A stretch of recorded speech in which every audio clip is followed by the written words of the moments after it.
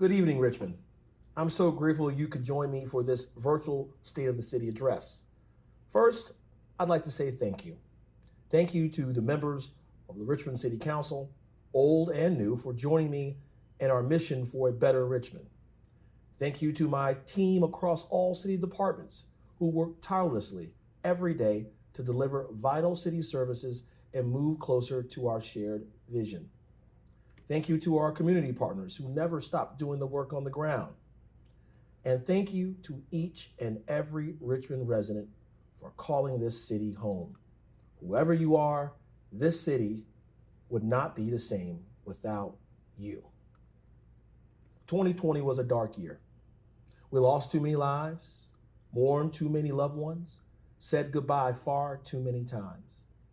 And as of today, Richmond has seen over 13,000 COVID-19 cases. I now number among those 13,000. Since March, we have lost over 100 friends, family members, and neighbors to this terrible disease. Join me in a moment of reflection on that immense, incalculable loss.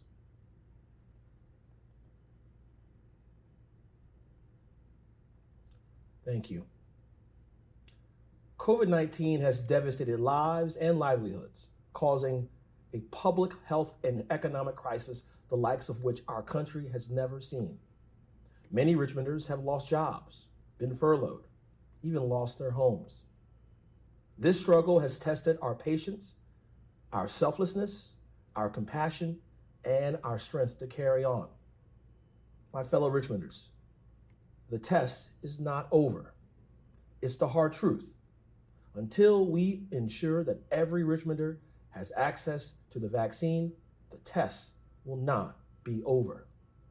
Yes, the struggle isn't over, but we're still in the fight. And I'll tell you why. Because in Richmond, if you look carefully, you can begin to see the light peeking through the dark. If you look carefully, you can see this light beginning to illuminate a promise of hope, of growth, and of justice. Because while 2020 was dark, our dawn is on the horizon.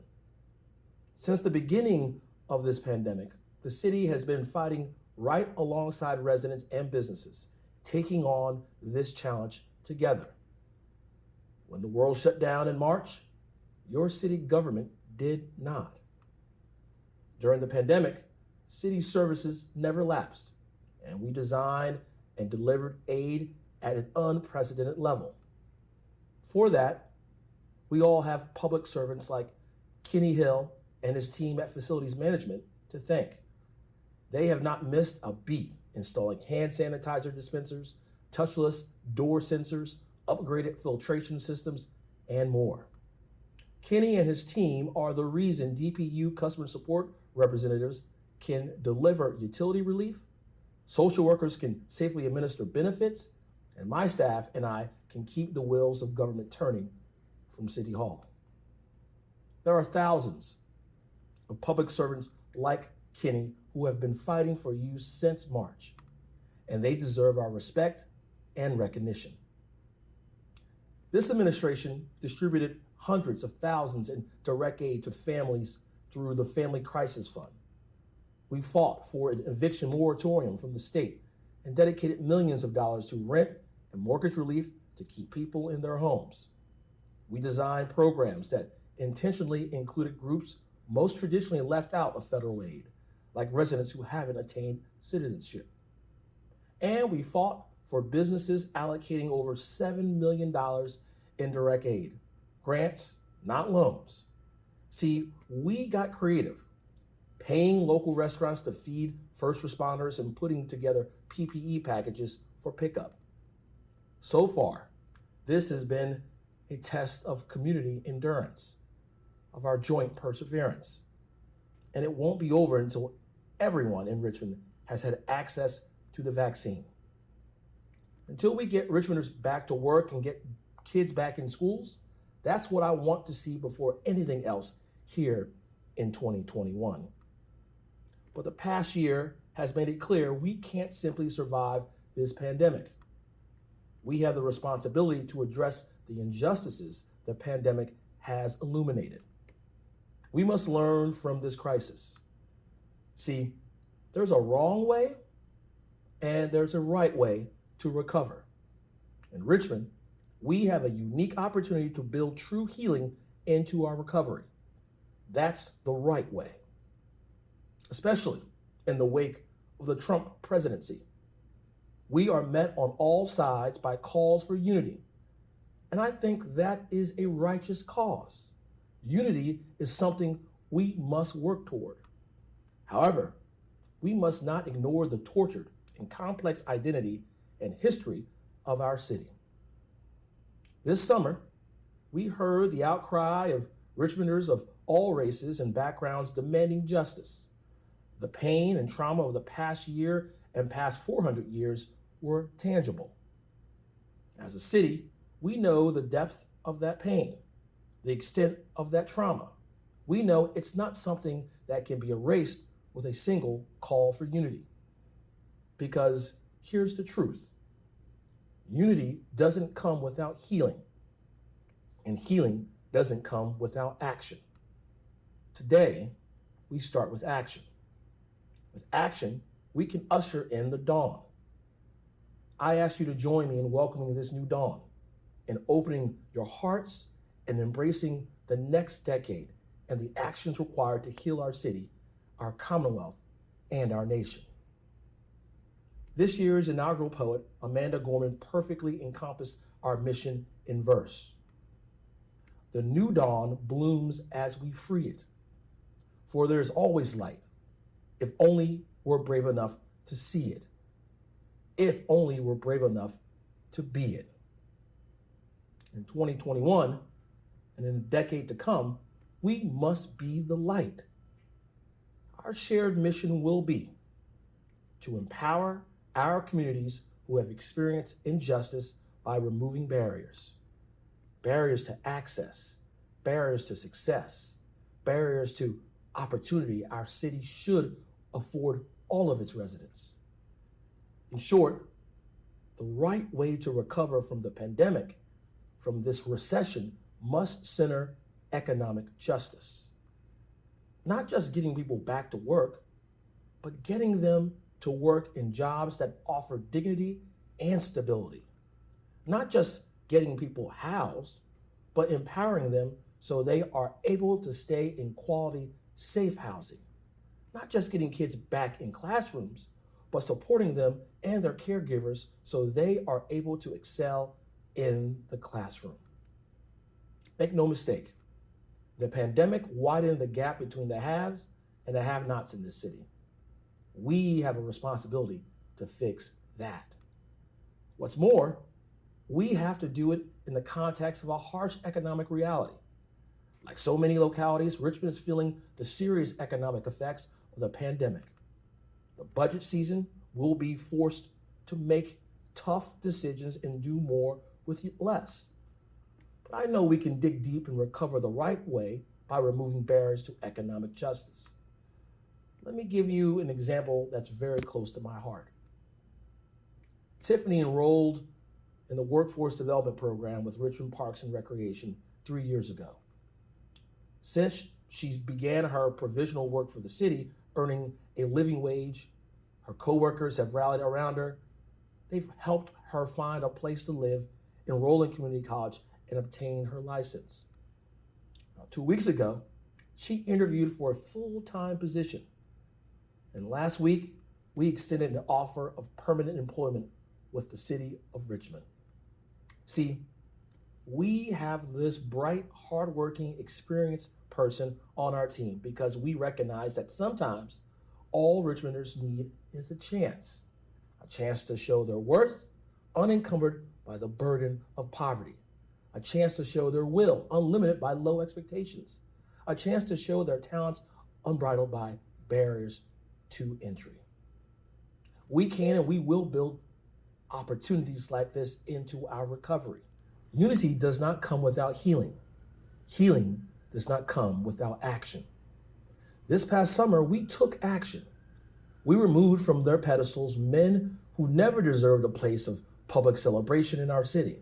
Men who had championed racism and betrayed this nation.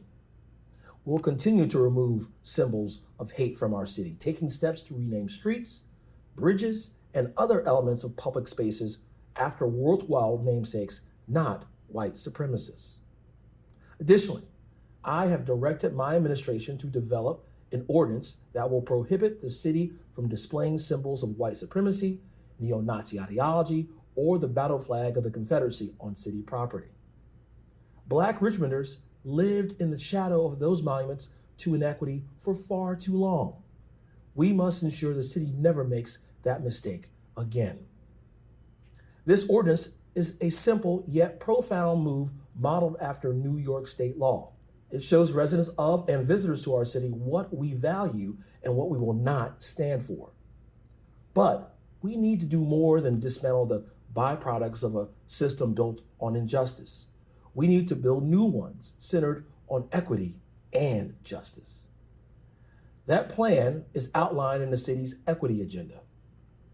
This equity agenda came from time spent listening to you, my fellow Richmonders, and members of City Council.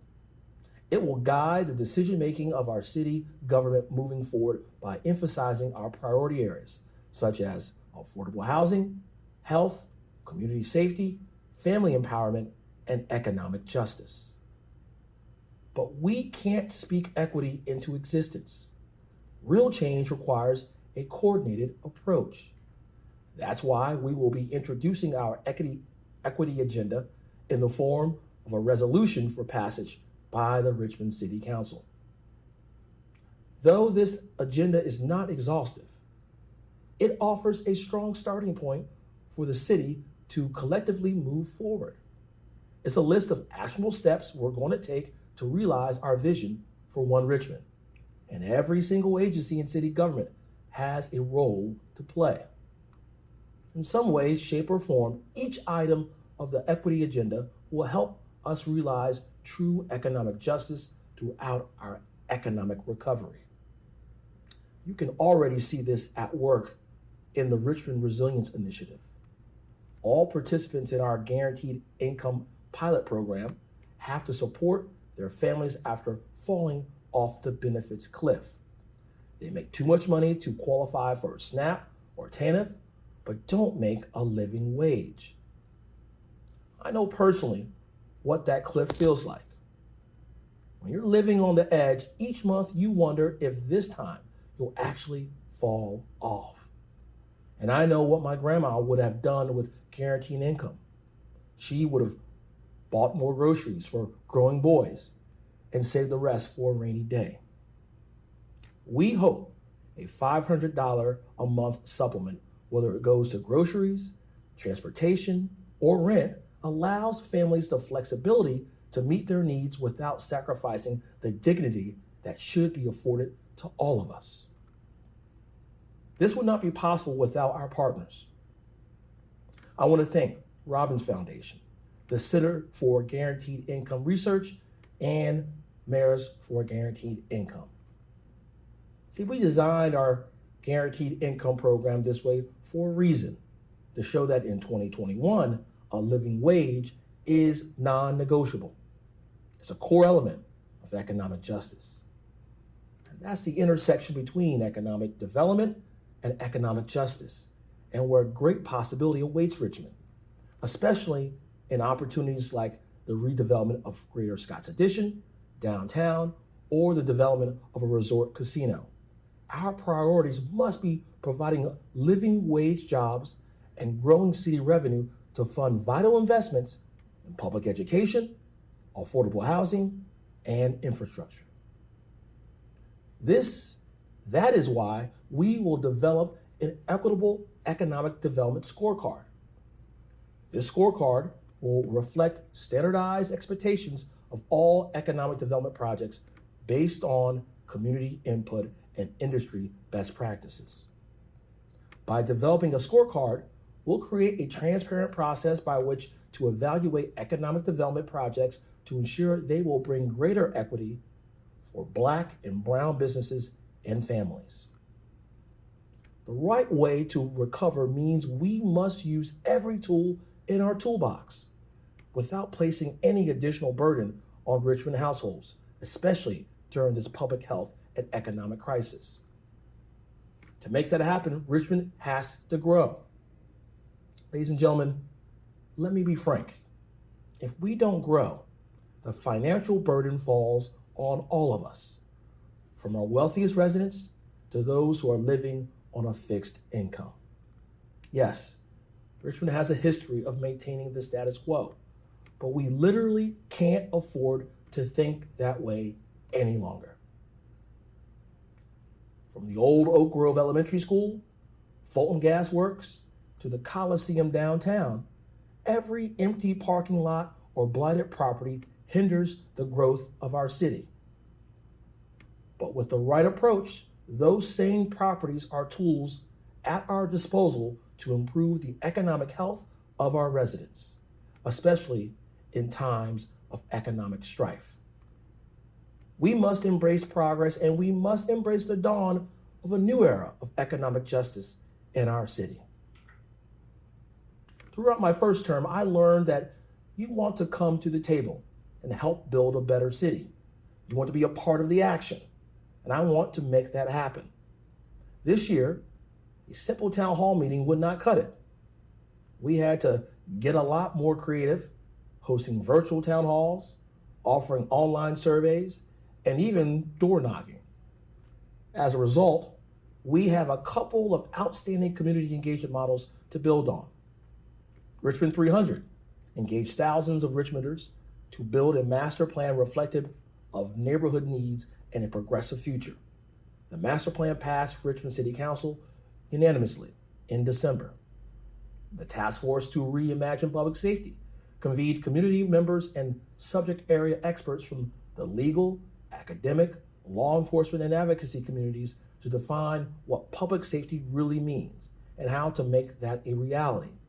They showed us that even on the most contentious of issues, we can still find common ground.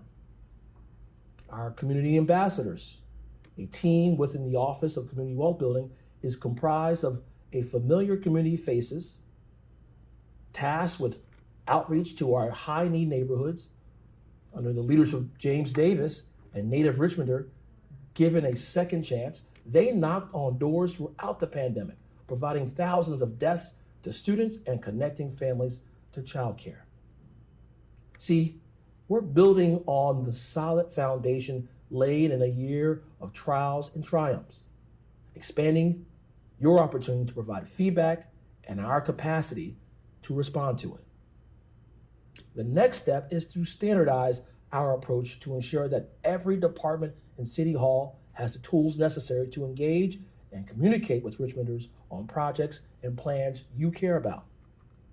That's why I'm creating Richmond's Office of Public Engagement, a first-of-its-kind team dedicated to designing and executing 21st century community engagement strategies that enable all Richmonders, regardless of zip code, preferred language, or internet access, to get involved. This office will work across all city departments to ensure that the city is implementing creative engagement techniques, both virtual and in person, communicating effectively on city programs and policies, and sharing the city's story for others to celebrate. You want to get engaged? And I'm dedicated to building a reliable yet flexible vehicle for you to do just that. Throughout the past year, many Richmonders lived with the fear of or reality of losing their only place of refuge during the pandemic. With this new dawn, we must address the housing crisis. Last year, Ms. Smith, the Department of Social Services, was assigned the case of a Richmonder who was living in housing that was unsafe. Ms. Smith coached this individual through the displacement, working with a housing counselor and local landlord to mediate a permanent housing arrangement. Ms. Smith saw this case through to the end, never leaving this client's side even as her workload piled up. After securing permanent housing for for his family, this Richmonder kept insisting Miss Smith went above and beyond, that she was his guardian angel. To this, Miss Smith simply replied, "It's just what I do." My fellow Richmonders, that's how we must approach getting people permanently, safely, affordably housed in this city, with creativity, with compassion, and with a fierce dedication. Because here's the truth. Nobody can truly call Richmond home until everyone in Richmond is housed. To reach that very ambitious goal, we're going to have to be as creative and hardworking as Ms. Smith. In 2020, we met our goal to construct 1,500 new affordable housing units 3 years ahead of our schedule. Now it's time to pick up the pace. So we need 1,000 new affordable housing units each year for the next 10 years. That's right.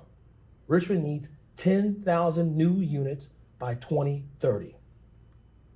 This is the decade of housing justice, and Richmond will lead the way. We've already taken great strides in reaching the 10,000 unit need outlined in our equitable and affordable housing plan.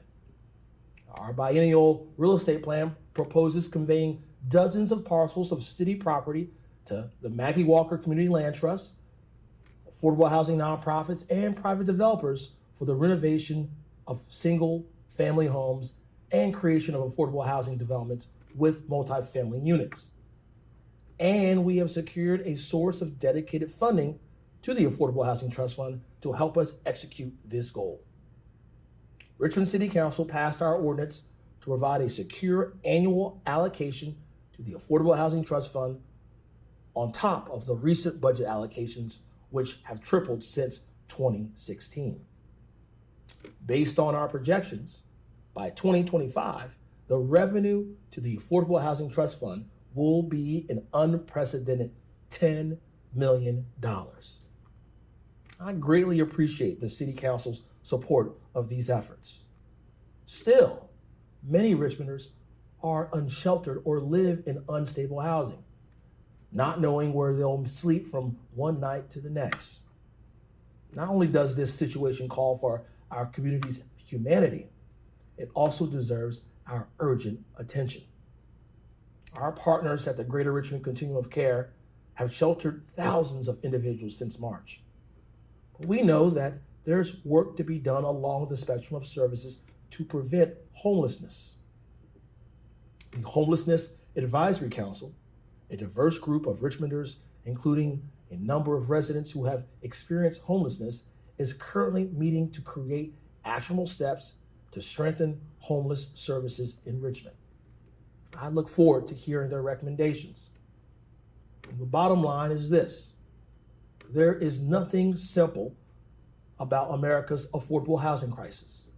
That's why we have to get innovative, stay compassionate, and empower people like Ms. Smith in their tireless quest to serve.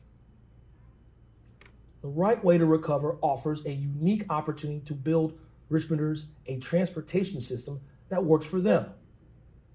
Regular transit users, who are overwhelmingly people of color, are some of our most hardworking residents. They shouldn't have to suffer longer commutes or less flexible transportation options. That's the vision of the Office of Equitable Transit and Mobility. The office, founded in 2020, has already earned the city a number of grants to bring this vision to the streets. First, I am pleased to announce that the city has won a grant from the Department of Rail and Public Transit to paint the pulse lanes red, a practice many cities have used to keep riders safe from vehicular traffic and keep buses running on time.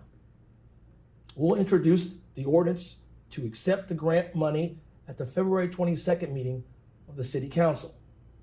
Second, the city has the opportunity to work with the Governor's Office of Intermodal Planning and Investment to improve the city's accessibility measures. This opportunity will allow us to explore what it will really means to build a multimodal city and develop actionable steps toward removing barriers to transit use. We're also creating a new bike share program focused on equitable access. We want to provide a low-cost transit alternative because everyone deserves the dignity of choice. We plan to pilot the program with bike share stations near the most populous public housing communities after robust community engagement. Alongside our responsibility to consider equitable transit is a responsibility to highlight environmental justice. Put simply, while climate change affects all of us, it is taking a greater toll on Black and brown communities in Richmond. This past summer, a Richmond resident named Sparkle couldn't help but notice which areas in her city had greenery and which didn't. Sparkle walks 30 minutes from our home in Gilpin to a park in a more affluent neighborhood with a shaded playground, where her children can play out of the sweltering Richmond heat. Her trek across the city is emblematic of how far we have to go in realizing equitable climate justice. To serve residents like Sparkle, we're working to make sure all Richmonders are within a 10-minute walk to a park. Last year, my green team, a group of experts in climate action and green spaces from around Richmond, identified 5 parcels of city land in our city's hottest neighborhoods to transform into usable green space. It should be a surprise to no one that the hottest areas of Richmond, those most vulnerable to climate change, are also those with the greatest history of redlining and underinvestment. That's why we've made an intentional effort to designate the first new park space since the 1970s in communities of color. And we're asking the community for what they want to see in those spaces. I'm particularly excited about the engagement work we're doing at Broad Rock Creek. Parks and Rec and the Office of Sustainability have partnered with local nonprofits Southside Relief and Virginia Community Voice to facilitate meaningful on-site community engagement. A trail through the 17-acre property allows residents to envision the park's future without limits, whether they're a young man who would like a soccer field or a young mom who would love a walking path. When it comes to climate action, we must stay engaged and act urgently. In 2017, the city launched RVA Green 2050. Since then, our Office of Sustainability has led this innovative process centering racial equity and embracing community input to develop strategies to reduce greenhouse gas emissions to net zero. We need to help our city adapt to the local impacts of climate change, which will change life in Richmond as we know it. Looking forward, we will develop and implement a comprehensive energy management policy to make city facilities and operations as efficient as possible, minimizing waste and reducing our reliance on non-renewable forms of energy in favor of renewable alternatives. When it comes to climate change, we know the stakes are high, and that's why our goals are ambitious. By 2023, we will complete purchases for 50% of our electricity usage to be in off-site renewable electricity.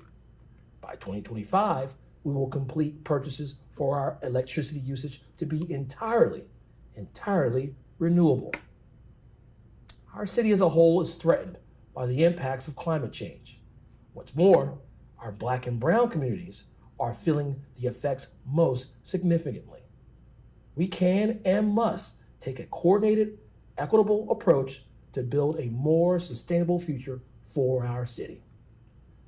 Building a cleaner, more livable city for our kids. And yes, so much of what we do comes down to building a better future for our kids. That's what gets me out of bed in the morning. And the pandemic proved a unique challenge in that mission. When the city started allocating funding to child care organizations to serve more kids more safely, Blacktop Kings and Queens did a lot more than provide students a safe, secure place to plug in their computers. Program Director Manny Harris brought in barbers and held holiday celebrations. Bottom line, he made sure those kids felt loved.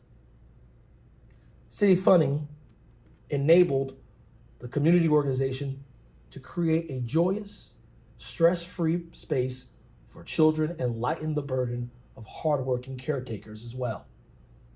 Blacktop Kings and Queens provided what so many of our students need right now. They need a community, and they need continuity. Despite the uniquely difficult burden the pandemic has placed on our school system, I have never been prouder of RPS. Under the leadership of Superintendent Jason Cameras, RPS continues to weather this storm with resilience, innovation, and compassion. For the good of our kids, the city is dedicated to empowering, not hindering, the work of our school system. And it certainly doesn't hurt that my administration and RPS leadership are on speaking terms. In 2021, we'll continue to serve Richmond's families, supporting our kids and their caretakers alike. Our new Office of Children and Families got right to work this year. We stood up an emergency child care apparatus for essential personnel within 2 weeks of school closures. When needs skyrocketed at the beginning of the school year, we started the Emergency Child Care Initiative to provide funding and other support to a network of child care providers.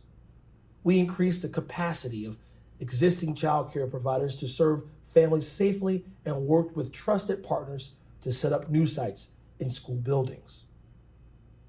Something became increasingly clear during our work to provide emergency child care. An investment in the caretaker is an investment in the child. And that's why I'm committed to making preschool free in Richmond. The first step is to do a formal landscape analysis to determine what Richmonders need and what our current capacity looks like. I'm excited to announce we're working with 2 trusted partners, Smart Beginnings and VCU, to do this very, very important work. We're dedicated to helping Richmond families, whether we're supporting kids, moms, dads, or grandmothers. It all comes back to the dignity and safety of Richmonders. In 2020, we learned that the definition of public safety varies widely, depending on who in Richmond you ask. When listening to the members of the task force to reimagine public safety, I was struck by the stories I heard. Stories of community preservation and personal accountability.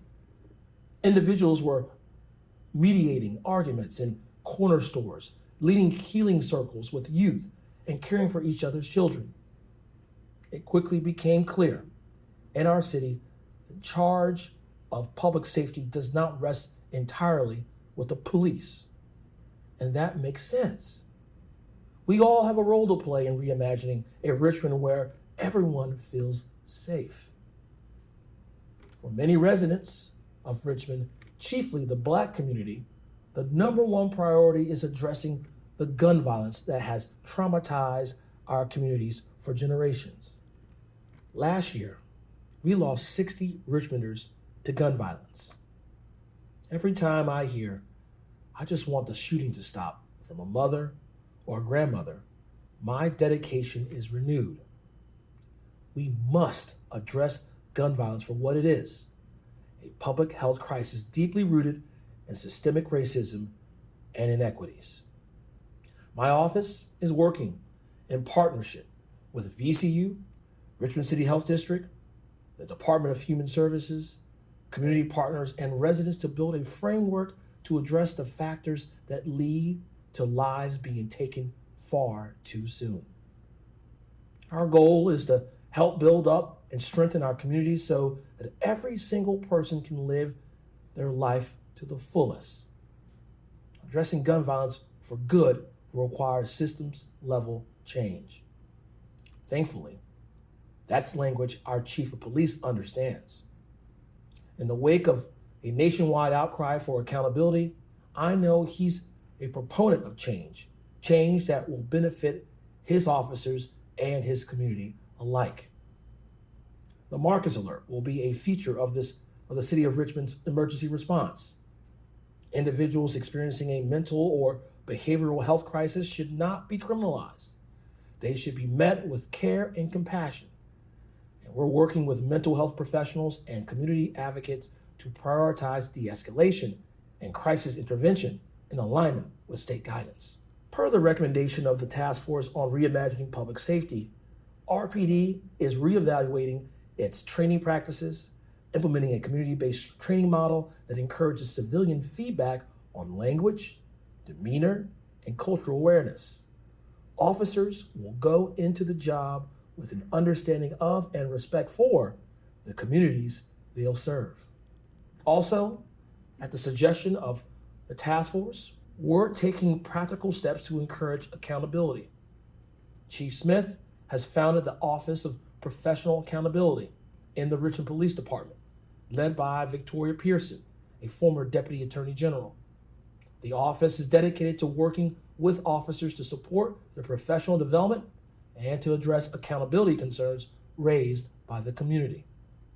For example, police will now carry and distribute business cards with their names, precinct information, space for filling in the report number, and contact information for filing complaints or offering compliments. The RPD use of force policy will be updated to prioritize de-escalation and outline RPD's philosophy and values. And we're further strengthening our duty to intervene policy, modeling it off of best practices in other cities to ensure every officer feels comfortable stopping a fellow officer, even a supervisor, from engaging in unacceptable language use, force, or harassment.